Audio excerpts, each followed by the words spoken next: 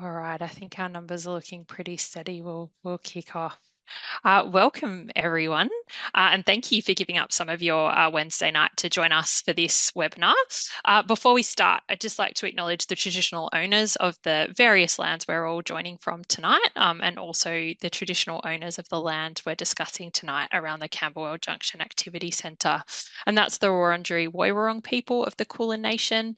And I pay my respects to elders past and present and extend that respect to any Aboriginal or Torres Strait Islanders on the call with us tonight.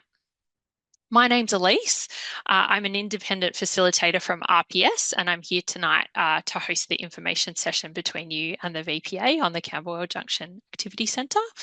My role tonight is really just to keep us to time and make sure that we get to as many questions of yours as we can at the end of the presentation.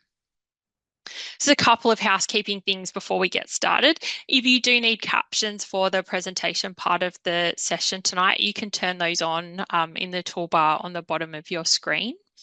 We are recording the session tonight, and that's largely for those who aren't able to attend and want to watch the session back.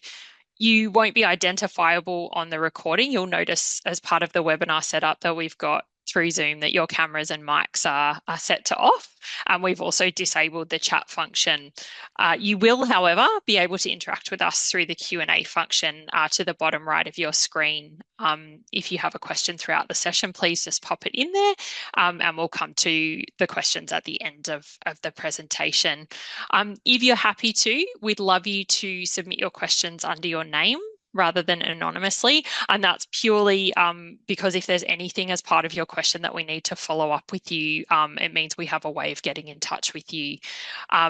And to that point, we're expecting quite a few people, and I think we already have quite a few people on the call, which is fantastic. But that does mean that we may not get to every question. So we will, if there are unanswered questions at the end of the session, we will follow those up after the session. If you have submitted a question with your name, that means we can respond to you. If you submit anonymously and you do want a response to your question, just a reminder that you'll need to submit your question then through the email address, which we'll share with you at the end of the session. We'd also like you to use the upvoting function. So you'll be able to see each other's questions in that Q&A tool. If you see a question that is also important to you, you can upvote it by just giving it a thumbs up. And that just means we can help prioritize the questions that are most important to the majority of people on the call. And finally, just a reminder, please, to keep your questions and comments kind and respectful. So our agenda tonight, we have the VPA here to present to you on their draft plans for Camberwell. Zoe is going to give us an overview of the Activity Centres program. She'll then detail the plans specifically for Camberwell Junction. She'll explain a little bit about what that means for you and also, importantly, how you can have your say. And then, as I said, we'll finish up after the presentation session with the Q&A so that will give us a chance to answer all your questions. That is it from me for the moment. So I will hand over to Zoe from the VPA, who's going to run us through the plans for Camberwell Junction. Over to you, Zoe. Thank you very much, Elise. Hi, everyone. My name is Zoe and I'm from the Communications and Engagement team at the Victorian Planning Authority.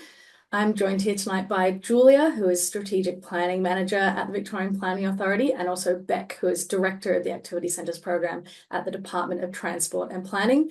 Julia and Beck are going to help answer your questions when we get to the end of this presentation. But first, I'd like to speak to you a bit about the Activity Centres Program and our plans for Camberwell Junction. We want to provide all Victorians with the choice of a well-designed home at an affordable price and in a place where they can thrive. And right across Victoria, not enough people have the chance to afford a home close to the places and people that they love. We believe that this isn't good enough and the status quo is not an option. In September last year, the Victorian government released Victoria's Housing Statement, a bold plan to tackle Victoria's housing crisis. There are 39 different initiatives in the housing statement, and the Activity Centres program is one of them. This initiative is about building a future where every Victorian can afford a home that is right for them. Making sure that new homes are well located will allow us to maximise use of existing infrastructure and transport. So the starting point is to look for places where more homes can be built and the types of homes we need to suit all kinds of Victorians in all kinds of places. So the Activity Centres program is an initiative that is designed to enable 60,000 homes to be built close to existing services, jobs and transport across 10 activity centres in Melbourne. It's about guiding investment in the things that a growing community needs, like improved streets, parks and community infrastructure, as well as creating clearer rules about the types of new development that we need. The idea is to provide increased certainty to the community about what kind of new development to expect, and also to develop a process for creating clearer and simpler planning rules that can be rolled out across all other centres around Melbourne. There are more than 130 activity centres across metropolitan Melbourne, and they range in size and service offering. They're great places for more homes because they have a concentration of services, jobs and transport. The Activity Centre program this year will deliver plans for an initial 10 of these 130. Activity centres are great locations for more homes, but they're so much more than that.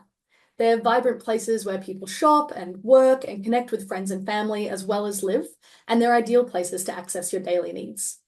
They range in size from small local neighbourhood shopping strips in some cases to larger centres with universities or major shopping malls. The initial 10 centres represent a range of activity centres of different sizes, service offerings and locations in Melbourne's middle, inner and outer suburbs. Camberwell Junction is one of our 10 initial activity centres because we know that it's a great place to live.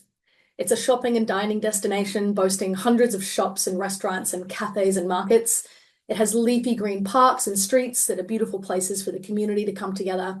And Camberwell Station and the Junction's many tram routes provide easy connections to jobs, schools and services. All of these things make Camberwell Junction and its surrounds a great location for more homes. You can divide our plans for Camberwell into two areas, the Camberwell Junction Activity Centre and the surrounding catchment. The Activity Centre is where you'll find the highest concentration of jobs, services and public transport. The catchment is the surrounding area where people live within walking distance of those jobs, services and transport. When looking at each of our activity centres, one of the first steps was to look at the existing plans for the area. In about half of our initial 10 centres, the local council already has existing plans that allows more homes to be built there, and Camberwell Junction is one of them. Boroondara City Council has developed a plan for the Camberwell Junction Activity Centre called the Camberwell Junction Structure and Place Plan. Their plan allows heights between 4 and 12 stories in different places throughout the centre. We're working with Boroondara City Council to review this draft plan to make sure it will deliver enough of the right types of homes in the right places. We plan to complete our review and implement the Camberwell Junction Structure and Place Plan by the end of this year, along with the plans for the other activity centres in our program. We're not going to talk in detail today about your council's plans because we didn't prepare them. But if you would like to find out more about this plan, it is available on the Boroondara City Council's website, and you can contact your local council to find out more. The area highlighted on the screen now is the catchment around the Camberwell Junction Activity Centre. The catchment is the area within walking distance of the local jobs, services and public transport of the centre, but it is not a part of the activity centre itself. Unlike the plans for the Camberwell Junction Activity Centre, which were prepared by your local council, the plans for the catchment have been prepared by us at the Victorian Government. When working out where the catchment should be, we first looked at places within roughly 800 metres or a 10-minute walk of the services and transport within the centre. We then excluded areas that are not appropriate to be in the catchment, like protected industrial or environmental areas. Building more homes in the catchment within walking distance of local jobs, services and transport is a common sense way to create a more lively, inclusive and sustainable local community. It will also provide an opportunity for more housing diversity, including high quality social and affordable housing. Our plans will make sure we build the right types of homes in the catchment in the places where they fit best. Small apartment buildings between 3 to 6 stories will be built here over time, mixed with townhouses and existing homes. Only the largest blocks of land in the catchment will be able to build up to 5 or 6 stories. Smaller blocks will only be able to build up to 3 or 4 stories, and many homes and buildings may experience very little change. Now, we've heard from the community that vibrant places with green parks and local community facilities are important to support housing growth.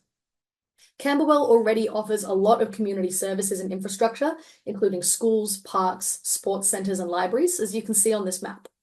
But as more people call Camberwell home, we want to make sure that the Victorian government and your local council can continue to invest in these things. We're exploring options for a new and simplified approach for funding infrastructure. This new approach could provide direct contributions for councils and the state government to deliver essential infrastructure. We're seeking community input on the types of local infrastructure that matter most to you to help us shape what this new funding approach could look like. We have a question about this on our survey on EngageVic, so if there are any specific upgrades to local infrastructure that you would like to see in your area, please let us know there. We also want to reduce barriers to building new homes and create more certainty for councils, developers, and communities.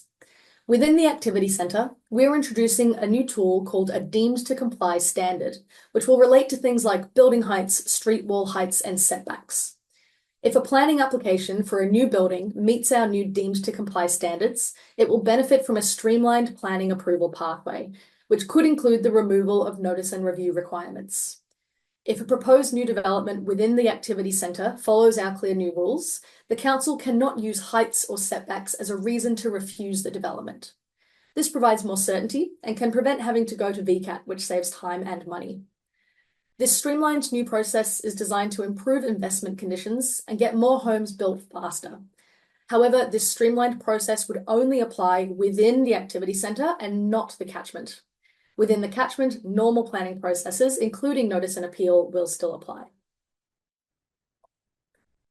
So how will Camberwell change over time? Camberwell will slowly change over the next few decades, providing the new homes we need between now and 2051. We expect larger and unused blocks of land will develop first, because they provide the best opportunities to deliver new homes the soonest. Other areas, like streets with lots of existing homes on smaller blocks, will develop more slowly or may experience very little change at all.